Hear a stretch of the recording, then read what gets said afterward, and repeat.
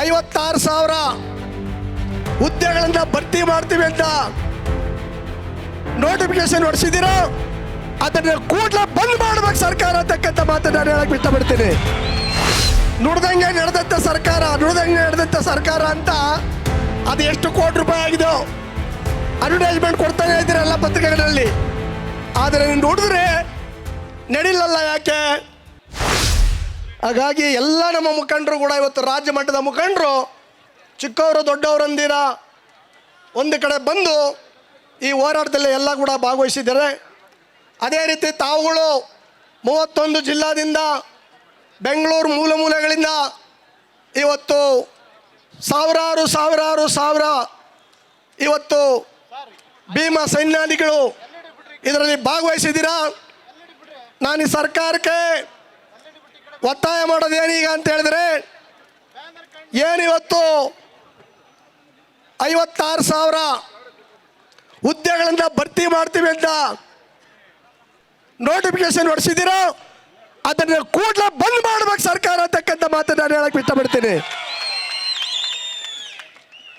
ಸಿದ್ದರಾಮಯ್ಯನವರೇ, ಸಾಮಾಜಿಕ ನ್ಯಾಯದ ಬಗ್ಗೆ ಬಹಳ ಮಾತಾಡ್ತೀರಾ, ದಲಿತರು ಹಿಂದುಳಿದವರ ಬಗ್ಗೆ, ಮುಸಲ್ಮಾನರ ಬಗ್ಗೆ, ಎಲ್ಲ ಶೋಷಿತ ಸಮುದಾಯದ ಬಗ್ಗೆ ನೀವು ಬಹಳ ಮಾತಾಡ್ತೀರಾ.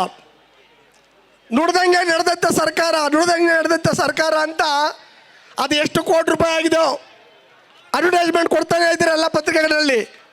ಆದರೆ ನೀವು ನೋಡಿದ್ರೆ ನಡಿಲಲ್ಲ ಯಾಕೆ? ನೀವು ನೋಡಿದ್ರೆ ನಡಿಲಿಲ್ಲ ಯಾಕೆ? ಯಾರ್ದು ಭಯ ನಿಮ್ಮದು? ಯಾರು ಭಯ ಇಟ್ಟು ನಿಮ್ಮನ್ನ ಅವರ ಕಂಟ್ರೋಲಾಗಿ ಇಟ್ಕೊಂಡಿದ್ದಾರೆ ಅಂತ ಹೇಳಿ ನಾವು ಪ್ರಶ್ನೆ ಮಾಡಬೇಕಾಗ್ತದೆ. ಇವತ್ತು ಕನ್ಯಾಕುಮಾರಿಯಿಂದ ಕಾಶ್ಮೀರದವರೆಗೂ ಕೂಡ ಸುಮಾರು 14-15 ಕೋಟಿ ಮಾದಿಗ ಮತ್ತು ಉಪಜಾತಿಗಳಿದ್ದಾವೆ. ಅದೇ ಥರ ಇವತ್ತು SC ಮತ್ತು ST ಗಳಂತ ಹೇಳಕ್ಕೆ ಹೊರಟ್ರೆ ನಾವು 35-40 ಕೋಟಿ ಜನ ಈ ದೇಶದಲ್ಲಿ ನಾವಿದ್ದೀವಿ.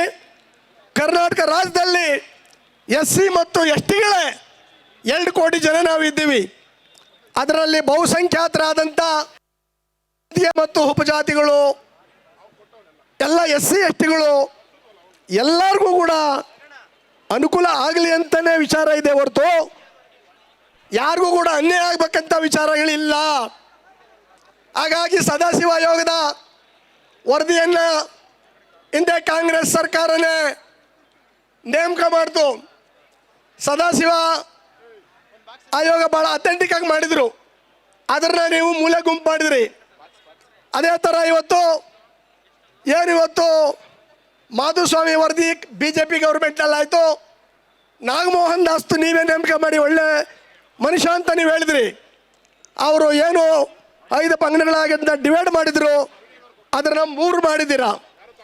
3 ಮಾಡಿಬಿಟ್ಟು ಇವಾಗ ಅಲೆಮಾರಿ ಮತ್ತು ಅಲೆಮಾರಿ ದೊಡ್ಡ ಗುಂಪಲ್ಲಿ ಸೇರಿಸಿರೋದ್ರಿಂದ ಇವರು ಕೋರ್ಟ್ಗೆ ಹೋಗಲಿ ಅಂತಲೇ ದುರುದ್ದೇಶದ ಸರ್ಕಾರದವರು ಮಾಡಿ ಈ ಸಮುದಾಯಕ್ಕೆ ಅನ್ಯಾಯ ಮಾಡ್ತಕ್ಕಂಥ ಕೆಲಸಗಳನ್ನು ನೀವು ಮಾಡ್ತಾ ಇದ್ದೀರಾ.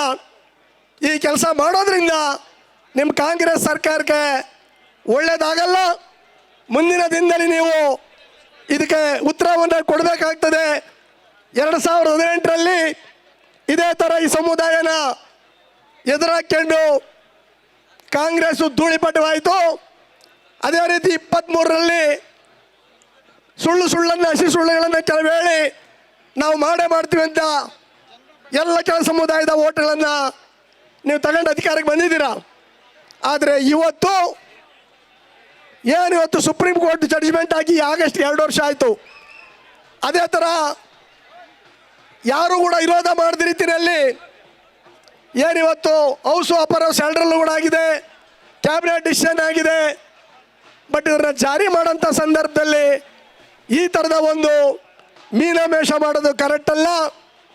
ಸುಮ್ಮನೆ ಕಾಂಗ್ರೆಸ್ಸಿನ ಹೈಕಮಾಂಡ್ ಅವರು ದಲಿತರಿಗೊಬ್ಬರಿಗೆ CM ಮಾಡ್ತೀವಿ ಅಂತ ಸುಳ್ಳು ಹೇಳ್ತಾ ಪ್ರತಿ ಎಲೆಕ್ಷನಲ್ಲೂ ಓಟ್ಗಳು ತಗೊಂಡು ಯಾಮಾರಿಸ್ತಕ್ಕಂಥ ಕೆಲಸವನ್ನು SC ST ಗೆ ಮಾಡ್ತೀರಾ.